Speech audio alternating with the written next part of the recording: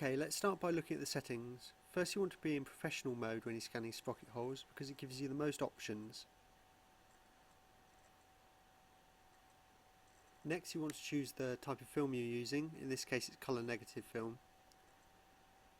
24-bit colour should be plenty if you're scanning JPEG. In fact, it should be more than enough. If you're scanning 35mm film, then I choose a DPI of at least 2200. You may want to choose more if you want to print fairly large, but that should be plenty for the web. I don't use any of these settings apart from the basic dust removal. Digital ice is good but very slow. Don't use the thumbnail box there. Click on the configuration menu, and in colour settings I use the ICM colour profile. I don't use the default colour control option, and definitely don't have this box which says continuous auto exposure checked.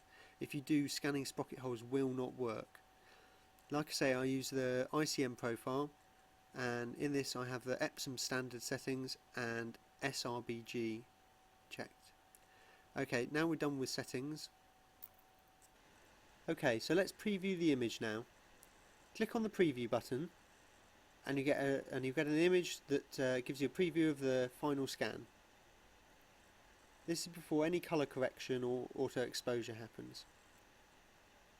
Once you've got the preview up, use your mouse and drag an area, drag a box within the area of the sprocket holes.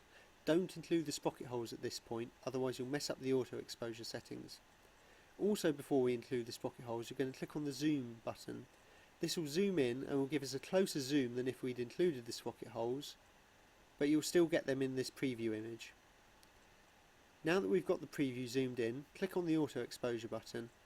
That gives us a kind of basic colour corrected image. Now we expand the box to include the sprocket holes.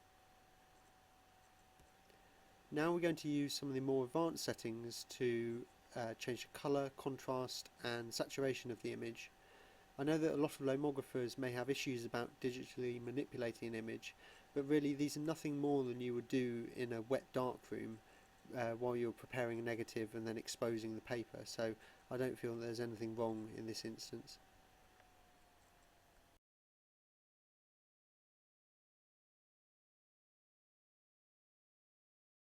Okay, let's explain a little bit about the histogram. The histogram is a graphical representation of the amount of light in the different areas of your image, from the low lights to the highlights. You've got 3 pointers underneath them. The pointer on the left controls the shadows and the low lights, that is. The pointer on the right controls the highlights. The pointer in the middle is the midpoint. Underneath that you've got the output, and you can play around with that as well, as you'll see.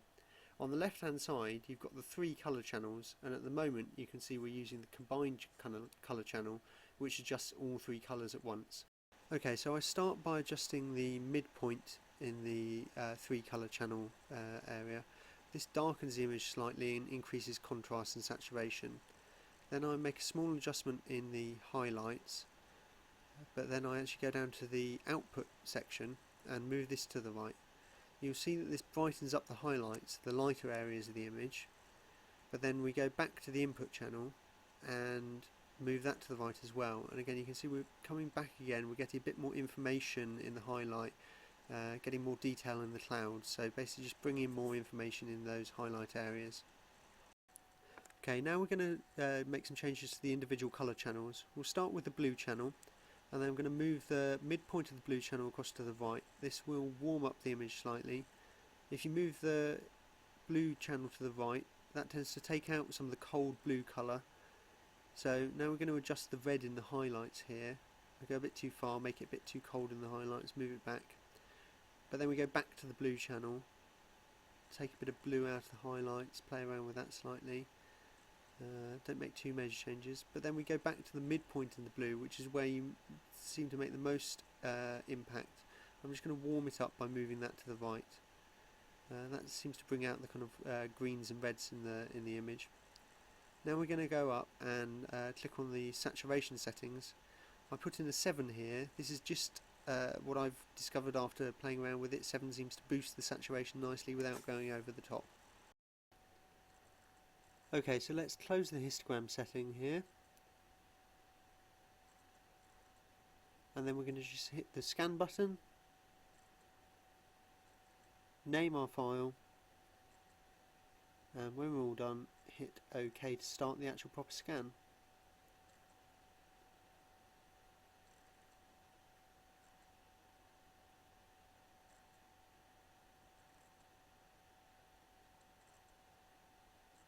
After the scan is finished, we get our final image.